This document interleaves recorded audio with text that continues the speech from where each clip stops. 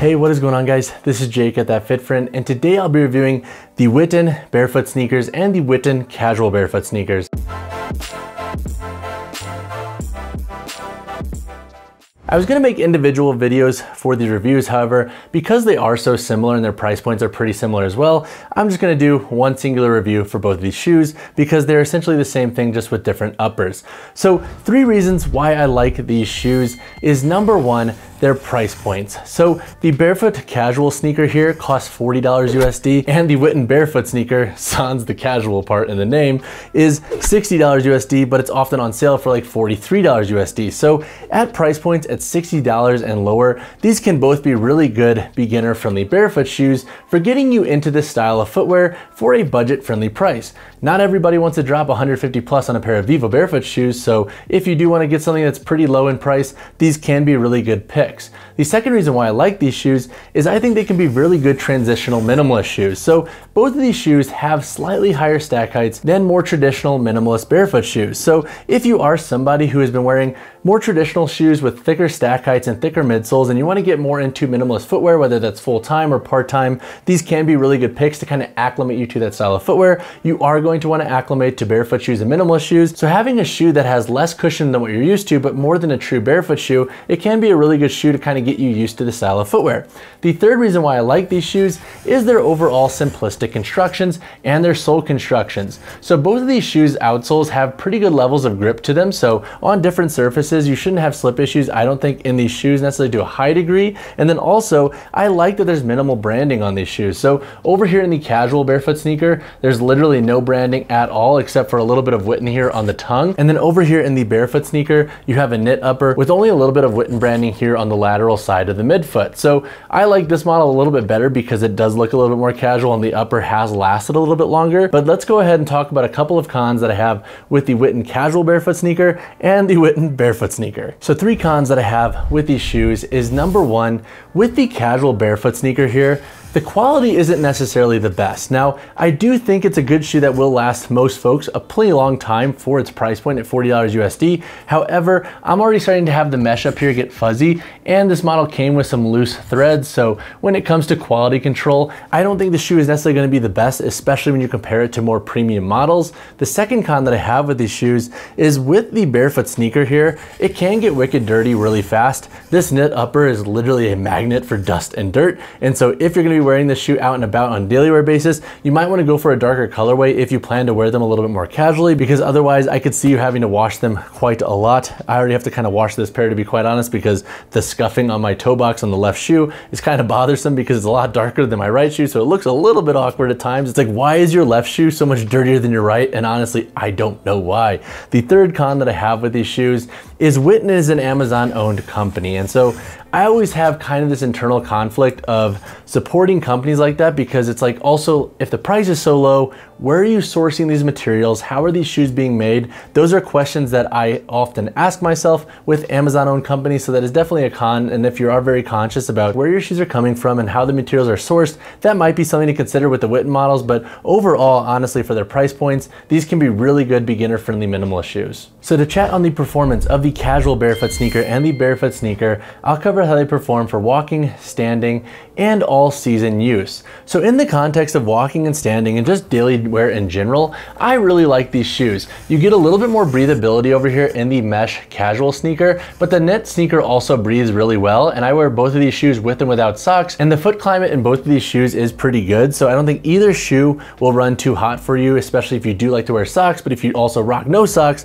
these shoes also feel pretty exceptional. The second reason why I like these shoes for daily wear is they are pretty dang comfortable. Both of these shoes I find to be really easy to wear all day. Their flexible soles make them super comfortable, and they have a lot of articulation, and with their slightly higher stack heights, I do like having a little bit more cushion if I'm going on longer walks or if I'm going to be standing a lot. So that is something I like about these shoes, and so if you resonate with that with your shoe ass, especially in the context of minimalist shoes, I think you will like that with these models. And another thing that I like with these shoes is their overall widths. They have a pretty wide forefoot, and through the midfoot here, it's not super jarring as well. And so if you do have a wider midfoot, these can be pretty good options. So I don't think width is going to be an issue at all, and I like how much I could spread my toes in these shoes. Now when it comes to all season wear, these are likely going to be 3-season shoes. So with the breathable mesh upper over here and with the net upper in this model, they are not going to give you the most warmth. So these are not going to necessarily be your best shoes for winter wear. I wore both of these models out and about on some colder days recently, and I wasn't the biggest fan, to be honest, but maybe I'm just a baby with my overall foot temperature. So I think if you're wanting a shoe to wear in summer, spring, and fall, and on warmer days at that,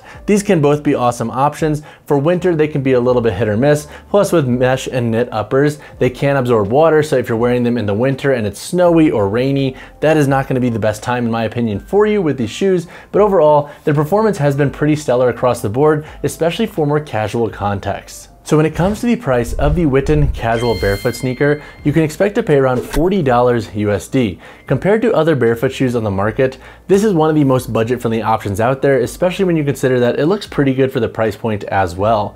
For the WHITIN barefoot sneaker, this model retails at $60 USD. However, it's often on sale at $43 USD or $44, $45, sometimes $41. To be quite honest, I can't really figure out which models and why they're on sale because I've never seen this shoe listed at full price, to be quite honest, in most colorways. So you can often find this shoe for well less than $50 USD. All right, so now let's answer the question, who should buy the WHITIN barefoot sneaker? So number one, I think if you are on a budget and you're trying to spend well less than $100 USD or just $100 on a pair of barefoot shoes, these can be very viable picks to save you some money. Also, if you're trying to just drop $100, you get two pairs of shoes versus one in most contexts. So if you are trying to save money, these can be pretty good picks. The second context in which I think these shoes make sense is if you're looking for a shoe to ease into minimalist shoes, these can be an awesome option. Because they have a slightly higher stack height, I can see them being a good pick for somebody who's never worn a minimalist shoe and wants to kind of like ease into the acclimation process. The third context in which I think these shoes can make sense is that if you have a wider forefoot and a wider midfoot and you want a shoe that's really lax with its upper construction that doesn't feel restrictive at all, these can be pretty dang good picks. Now,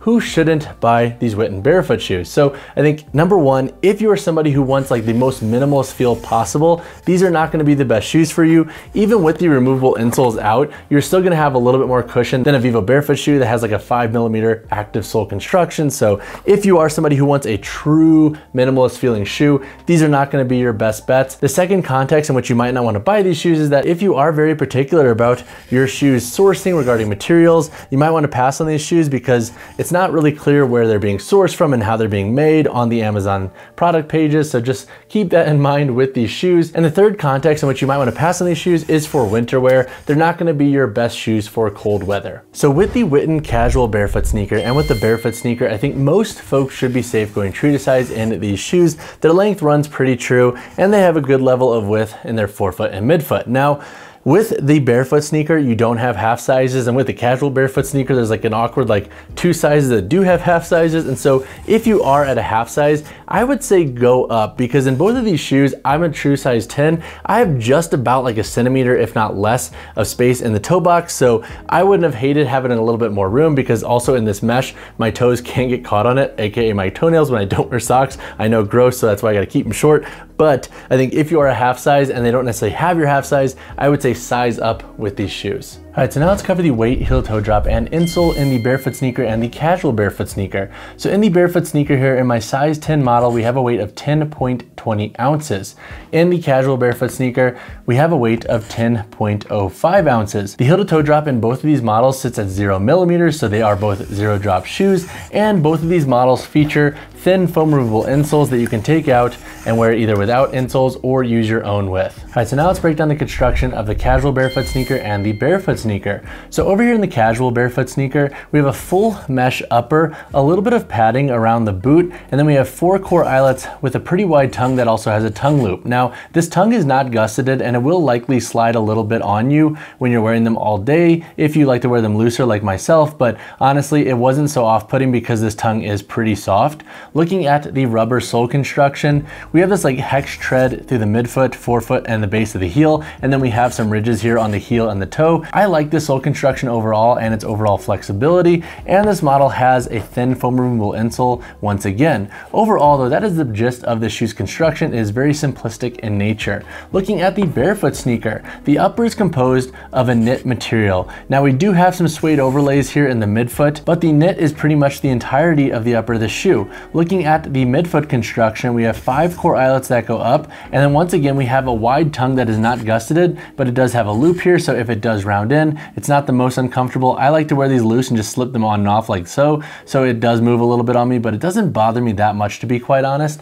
Looking at the rubber sole construction, similarly, we have that hex tread, ridges on the forefoot and heel back here, and it has a good level of flexibility to it. Once again, the stack height in both of these shoes is a little bit higher than traditional barefoot shoes. And then this model also has a thin foam removable insole that you can take out. If you have additional questions on either of these shoes constructions, drop a comment down below. All right, guys, that wraps up this review of the WHITIN Casual Barefoot Sneaker and the WHITIN Barefoot Sneaker. If you have additional questions on either of these shoes, drop a comment down below or reach out to me personally, whichever you prefer. And as always, guys, drop a like on the video, subscribe to the channel. I'll see you in the next one.